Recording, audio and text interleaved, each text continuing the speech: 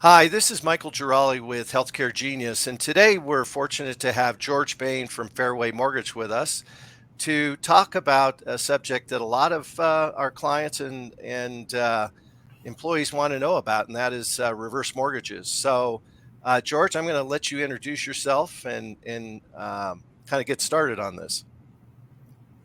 Well, Mike, you kind of put it on nail on the head. I'm with the reverse mortgage division of Fairway Independent Mortgage. I've been doing mortgages for the better part of 30 years.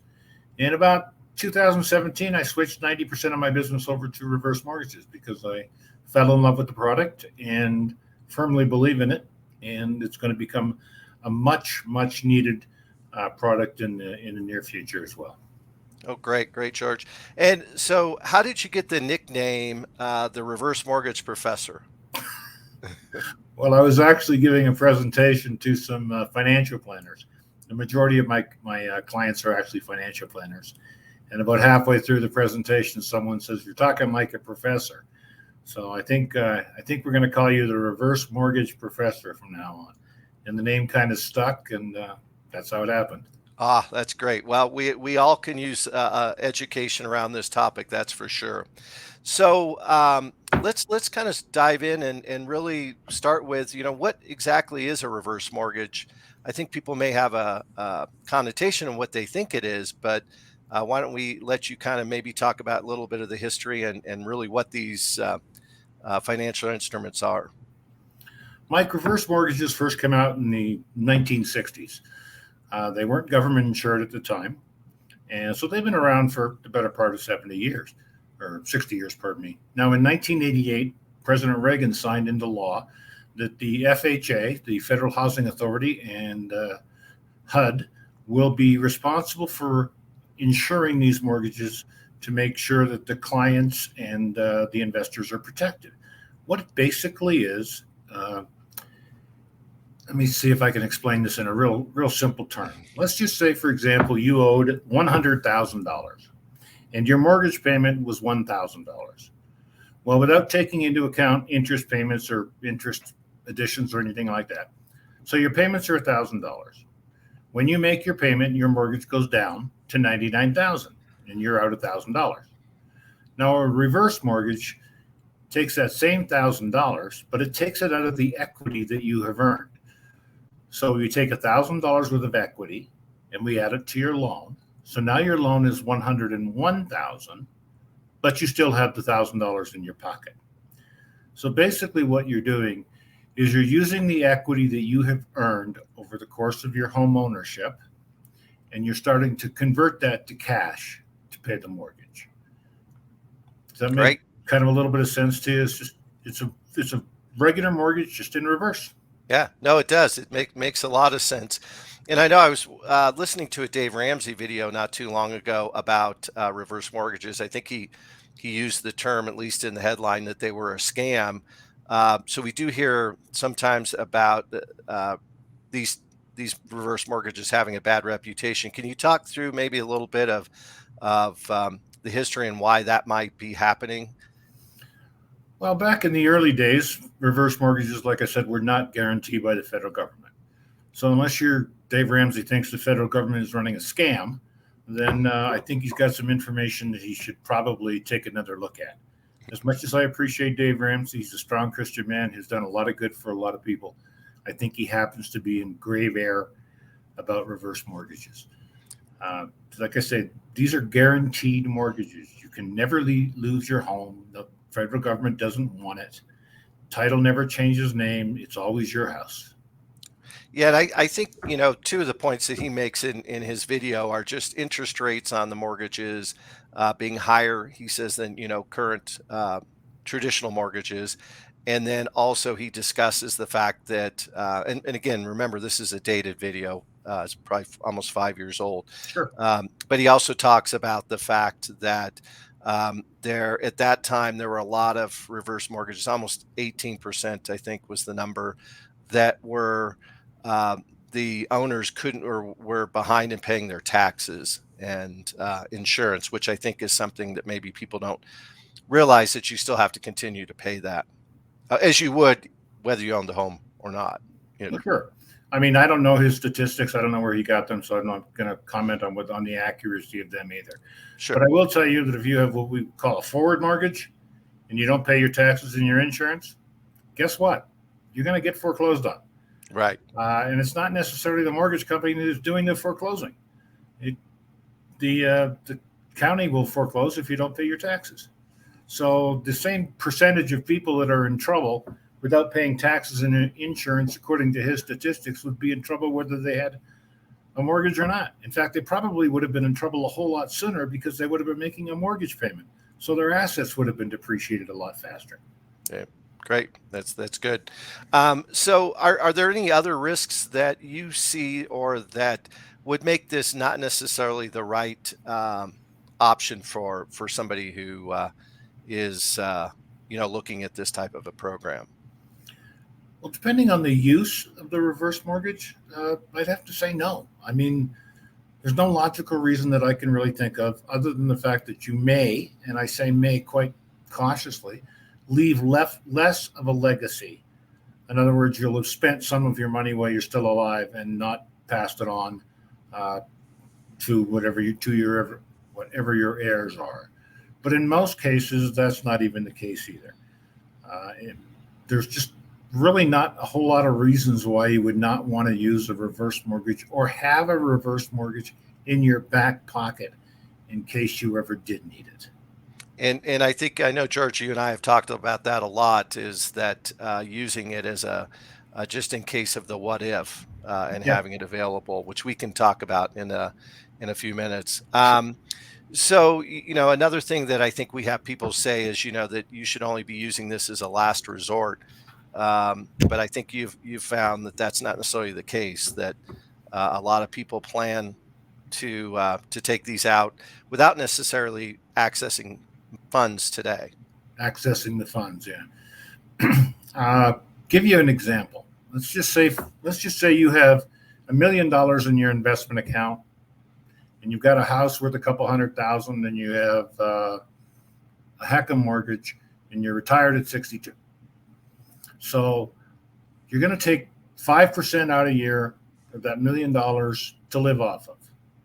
Well, if you only do that just using that $1 million, and you started that in 2000, well, in 2020, you would have roughly $339,000 left just because of the sequence of events. You're taking money out when the market's low and you're taking it out when it's high, and it's just a consistent draw. Sure. Now, if you used your home equity line of credit or your reverse mortgage and you took out 48,000 rather than 60,000 on the market in the days when the market, or the years, pardon me, when the market was its lowest, and you only take 48 out because you don't have to pay taxes on it. Another subject, but we'll get into that later. Sure. So you take out the $48,000 and you leave the money sitting there in your stock or your 401 account when the market is down. Well, in 20 years, you would have used that philosophy or that strategy 4 times. Okay? In the same 20 years, at the end of that, you would have $1,392,688 in your IRA. You would owe, however, $423,000 on your HECM. But if you do the math, you end up with $968,882, which, where I come from, is better than $339,000. There you go. So So really, it's a strategic plan used by financial planners to increase the wealth and the income and longevity of the client's money. that's great. And so it's a way that somebody can avoid having to worry about that sequence of returns risk and getting out of the market, which we know as people age, that becomes one of the biggest concerns, is that they become or biggest factors, they become more conservative because they don't want to risk the loss of principal Correct. of their funds. So this gives an outlet to draw from when they need it during those downtimes in the market. Um, Another thing that comes up, I know, especially with people who maybe have reverse mortgages or have done them, is can you outlive the ability to live in your home? That tends to be a fear, I think, that's out there.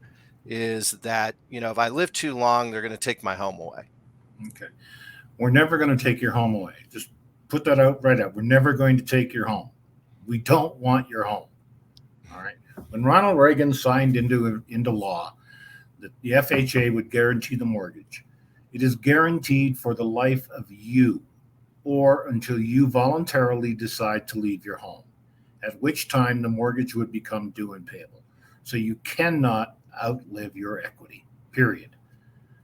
Now, as a bad example, doesn't happen very often, but let's say as a bad example, when you pass away, your house is worth $200,000, but your mortgage is worth $300,000. At that point, the heirs of your estate would simply give the keys back to the lender. The lender would then call the federal government. The federal government would then pay the difference between the $200,000 and the $300,000. So in other words, once the home is sold, whatever's left over is guaranteed by the federal government. It's never guaranteed by the heirs, and it's never guaranteed by the homeowner. It is purely a non-recourse loan. That's great. I know that, again, that tends to be a lot of, we hear that among some people who've already have those or thinking about it. Another piece, so who are candidates? I mean, I think you maybe answered that earlier, but who are the best candidates and kind of what are the parameters around it? I know a 50-year-old, for instance, can't get a reverse mortgage, but maybe touch on that. FHA requires you to be 62 years of age. Okay. That's pretty much the only requirement. You have to have sufficient equity in your home. Keep in mind, we're not going to give you all of the equity in your home. We have to leave some equity there to pay the mortgage. Right. Simple as that. So once you're 62 years of age, then you're an excellent candidate for a reverse mortgage. A lot of people in my age and your age, well, my age anyway, I'm almost there. have been refinancing because interest rates are so low. So they're putting themselves on a 30-year fixed mortgage and they're 65 years old. Well, that means they've got another, 30 years of mortgage payments at $1,000 a mortgage. We'll just use that as a quick example. Sure. That's $12,000 a year. Multiply that by 30. And that's how much money they could have saved in their pocket for the quality of life. Instead, they're going to pay a mortgage for 30 more years, and then the home becomes their heirs, and they have missed out on quality of life. Gotcha. So, a few strategies. I know you and I have talked about some of these strategies. You mentioned the tax implications or the tax-free nature of these distributions being one positive, but kind of one of the, I think you explained one idea, and I thought of it as kind of selling a put on your house, where you Sure. basically are locking in a value on the house today. Therefore, if for some reason we see a crash down the road, or you may not necessarily be wanting to access the cash, but at least you make it available to yourself if you need it. Yeah. If you happen to take out a reverse mortgage and you don't use all the money, in other words, you establish a line of credit, then that line of credit grows at the same interest rate as your loan is. So if you have a $100,000 loan at 5% and a $100,000 line of credit at 5%, well, then your line of credit is going up 5% per year, calculated monthly like any other mortgage. And so is your $100,000 that your loan. Now, the only difference, or one of the big differences, is if you make a payment, and there's nothing says you can't make a payment. It's a mortgage. You can make a payment on it. If you make a payment today and then decide that you want that money back next month, well, you can phone us and we'll send you the money back. So, yeah, by putting a put on it, what basically happens is we're guaranteeing the value of that home based on your line of credit. It's kind of not a very good analogy, but yeah, I understand. I understand the philosophy. Sure. Exactly.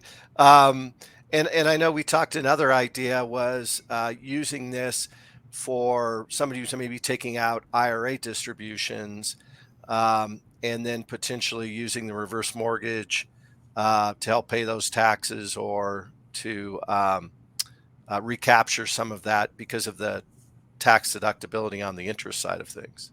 Sure. Try to explain that. And I'm not giving tax advice, so this kind Sure. of stuff you'll want to talk to your accountants about. Of course. But mortgage interest is deductible. So if you have a reverse mortgage and you let that interest accumulate, and you let it accumulate over a course of a few years, and you do not use your standard deduction on that year. Every year up until then, you've used your standard deduction. Now, 5 years down the road, you owe me $100,000 worth of interest. Okay. So then you take $100,000 out of your IRA, and which gives you a 1099 taxable income. Then you take the $100,000 and you paid off the $100,000 that you borrowed from me over the course of those years.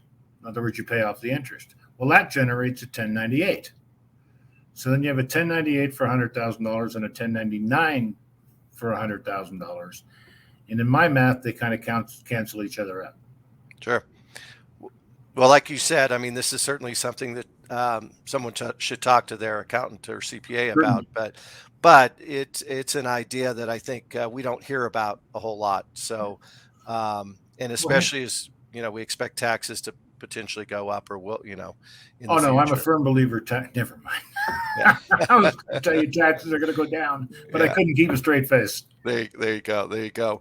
And another area when we wrote our book on basically healthcare costs and retirement, one of the things we talked about was using reverse mortgage income to pay for healthcare costs because it doesn't necessarily add to an individual's income, which we know and we talk a lot about on Healthcare Genius about the fact that Medicare is means tested. And the more money you make in retirement, the more you pay for your Medicare. And that's all based on your modified adjusted gross income. So what's nice about reverse mortgage income is it's not considered a factor when you're calculating modified adjusted gross income. Definitely not income. Yeah. And the money that you can be taken out can be used to purchase things like health insurance or long-term health care or things like that. And like you and I have talked before, you could use it as an insurance policy in its own right, just by not using the funds, by letting them sit in your account and grow. And in the event of emergency, then you can take them out as non-taxable income. Right. That's great. Any other favorites that we haven't touched upon, from a strategy standpoint that you like to use or that you see clients using or planners using? Well, any financial planner will tell you that they don't want you to take money out of the market because the ability to put it back in is nil. And obviously the sequence of events, you'd like to keep it in there as long as possible. Now, one of the things we are seeing a lot of right now is Roth conversions. People are starting to realize that taxes are not going to go down in the future. So they're taking their IRAs, their current IRAs, and they're converting them to Roths and paying today's tax dollars. So if you convert a $500,000 regular IRA to a Roth, you're going to pay roughly $175,000 in taxes, today's dollars. Now, if you used $175,000 out of your house, i.e. your HECM, to pay the taxes and converted the entire $500,000 at 7% return, that $175,000 would be over $300,000 in 10 years and over $500,000 in 20 years. So you've made money by using your HECM to pay the taxes on the Roth. And then your other strategy starts to kick into place where you have $175,000 of loan that you're paying interest on. And down the road, you can take some of your other non-Roth IRAs, convert them to cash, pay the taxes for the 1099, and then get 1098 when you pay off the interest on the loan. Great idea. And, we still, I know some of the new legislation that in the Build Back Better bill was designed to get rid of the opportunity to do backdoor Roth conversions. So this is that's a great way because we do have a lot of clients where they don't necessarily have the cash or don't want to pull the cash out to pay those taxes on their conversions. So yeah, that's a great idea. Anything else before we kind of close on this, George, that you think? I can tell you that, like I said, a reverse mortgage is probably one of the best strategies you can use. Financial planners are coming around to it more so than ever before. Dr. Wade Pfau is a very renowned financial planner analyst, and he's written a couple of books on it now. He studied it in great detail. I highly recommend the product. Like I said, I'm convinced that it's going to save a lot of people their retirement. It's going to make it so that they don't outlive their money. And I welcome the opportunity to talk to anybody about it, to be honest with you. That's great, and you're right. Wade Pfau is definitely a guru at the American College on retirement matters, whether it be income or using reverse mortgages. Well, what we're going to do then, George, is we will. I know one of the things that you offer for um, prospects out there is a complimentary review of their situation and kind of giving them what their options would look like if they're in that 62 plus range. Yep. We'll put your contact information down below after this video, and we appreciate your time today. Thank you for educating us, Professor, and we'll look forward to doing more of these interviews, maybe more specifically about certain concepts in the future. That'd be wonderful. Love to dive into detail on one concept after another. That's great. Thanks, George. Have a great day. Thank Michael, you. thanks for your time. Happy holidays. You too. Bye-bye.